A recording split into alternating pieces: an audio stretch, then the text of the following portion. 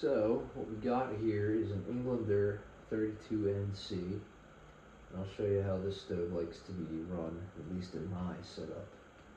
So first what we got to do here is open that air intake, pop open the door. Now this thing holds a ton of ash, and I've just cleaned this out the other day, so it's still pretty good in there. So what I start with is I'll take some smaller pieces. Now you can hear this. Hear how that's a nice hollow ring? That's what you want. That shows that you got some good dry wood. Now I'll set some smaller pieces on the bottom here. Something like that. Take a small piece from over here.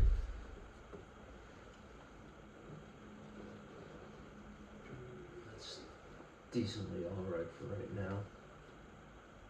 This is just to get the temperature up. Starting this with a full box is kind of a pain. Now, I've got my kindling cut up here, as you can see, testing it with the moisture meter. We got some nice dry wood, 14.2. That is beautiful. Now, ideally, you want all of your wood to be under 20%. Otherwise, especially on these newer EPA stoves, this is a 2020 EPA model, which are super finicky. They really, really, really do not want to be run on anything less than or greater than 20% moisture content, because it just will not burn right at all. Because I've had that problem when I first got the stove. So what I'll do now, after I got that set up, I'll roll up some newspaper, the strands like that, tie some knots, That way it's not going to unravel. I'll set up like a bed in there of these guys to set the kindling on. Some people like to do top-down fires, and that is a good way to get the stove going. But at least with this stove, I tend to have problems with that, so I found that this is the best way for me. Now you'll just go ahead, get a few of these. I like to do probably like 4 or 5 of them on the bottom here. This will probably be good with 4. Like a nice bed of them. And that's just to make sure you get some good heat underneath of it, the kindling. And I'll also stick a fire starter in there as well to help get the kindling going. Now that should be decent. So what I'll start with is some smaller stuff. Stacker in there, like so. Doesn't really have to be any particular way, just get it in there. I like to set it up in a type of random style, having it all over the place. Make sure there's plenty of airflow in there. Then I'll start setting some medium splits on top of that. Well, not really medium, just bigger pieces of kindling.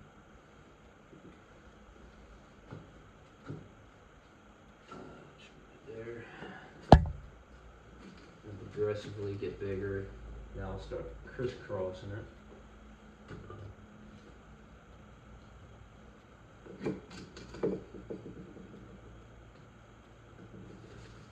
This is some aspen bark. This is really good stuff, as you can see. Look at that. This really gets it going.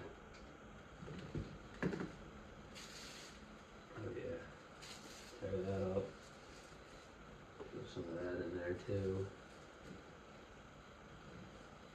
You want to get this as hot as possible, as fast as possible, to get a nice draw on your chimney. Because without that, this really isn't going to want to burn too well. Because your chimney is the engine of the whole thing.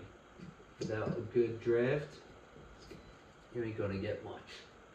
It's not going to run well at all. Now with that set up,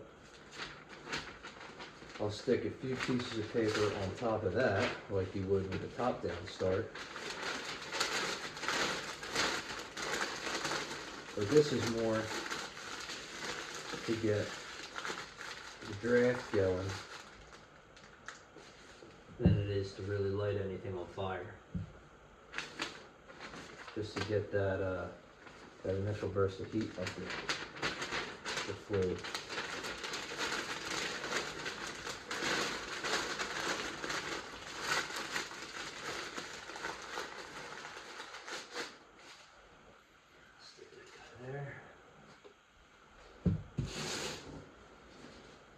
I like these little fire starter squares here.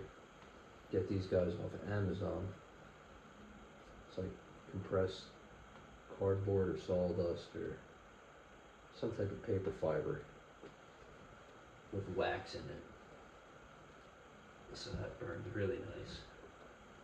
Get a couple of those in there. And they'll burn for quite a while. Now, take this guy, stick it right up there where the smoke exits. And now that will get the draft kick started. Let that get up a few degrees. Light that on fire. Let that go for a little bit. Get the temperature up. And I'll start lighting all my bottom paper off.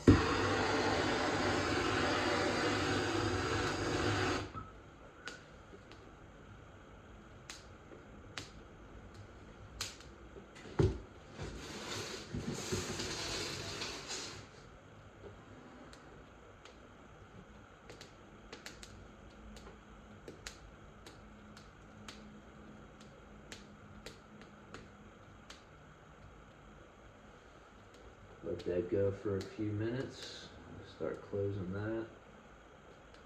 That way you get some blast air action on that.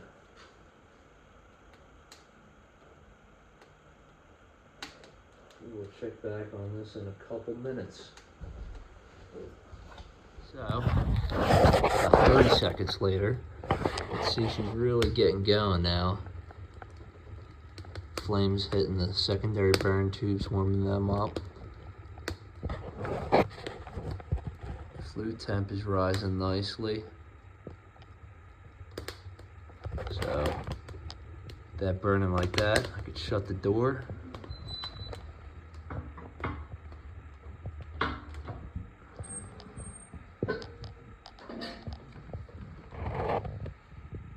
Now she's burning real nice.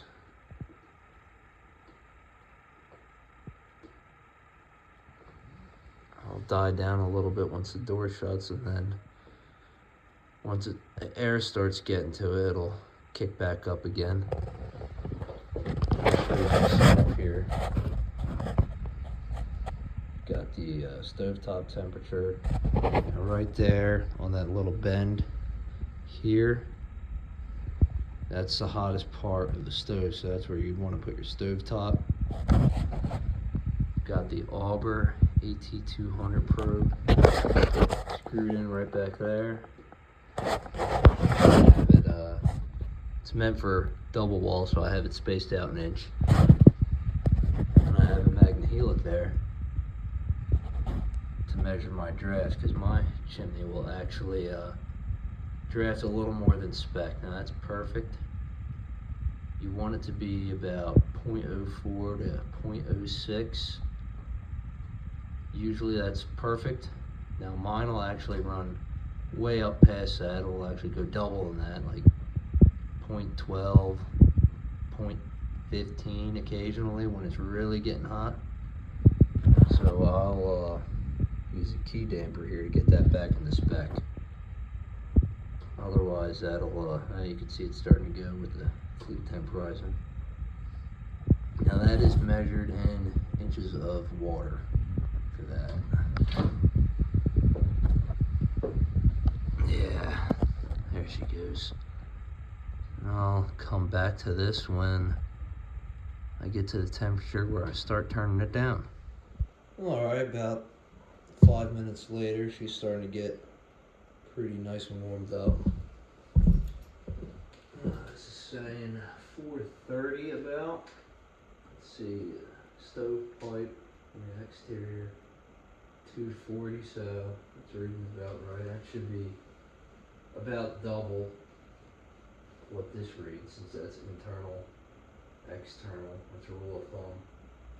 And you want it to be minimum of 250 on the exterior to indicate your 500 degree internal for lack of creosote production. Now that takes a little bit longer to get warmed up. That's why I use the old infrared. I do like my gadgets. Now, yeah, it's getting a little exciting. So the secondaries are getting nice and going, so we'll cut her down to about half. Now, let that go for a little bit.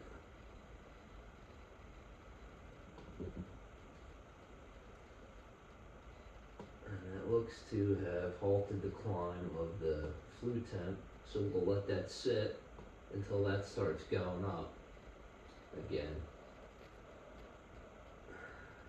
Some people like to go off of your stovetop temp. I find that's not really a great way to go, as it takes way longer for your stovetop to get up to temp than your flue. It's burning really nice. Nice and clean. There's probably not a single wisp of smoke coming out of that chimney.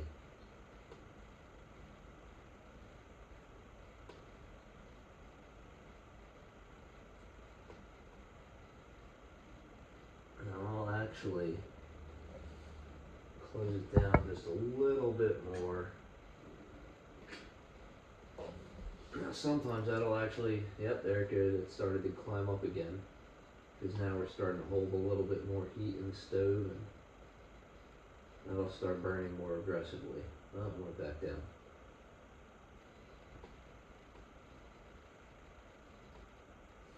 So I'll just sit here and let this thing go. It's burning real good right now, so I think I'll let that go for right now. And once this is burned down a little bit, all that kindling is gone, I'll actually grab another and throw a chunk on there, and then I'll let that go for a few hours. And then and once it's a nice bed of coals, I'll jam pack her full for the night. Yeah, it's burning beautifully. But this heats my 1,600 square foot house up beautifully.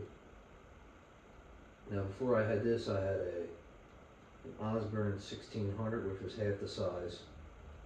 And that would take all day to heat the house up, just to start to warm the house up.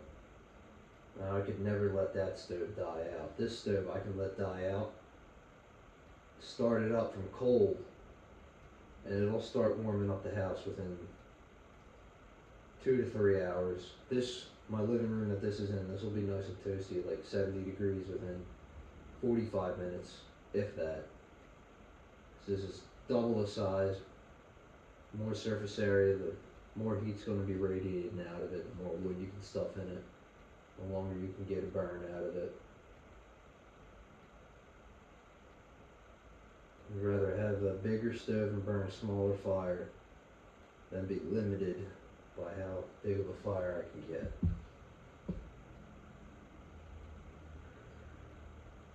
Yeah, but I really like the stove. It's doing good so far. Unfortunately, all the fire, I'm not really getting much of a long burn time with it so far, because all this wood that I'm burning right now was actually cut to length for the previous stove to burn it front to back like this, because it was so much shallower. Now most of this stuff had to be cut down to 12 to 14 inches to burn that stove front to back or north to south. This one can hold a 20-inch log front to back or north to south. So yeah, I'm getting probably half the amount of burn time that I could get out of it. But next year I should have some seasoned wood that's good to go. Now, especially since I got my wood shed up built this summer. Next year's wood's going to be really nice and dry. I could hold 2 years worth of wood in it. And that is how I run my Englander NC32.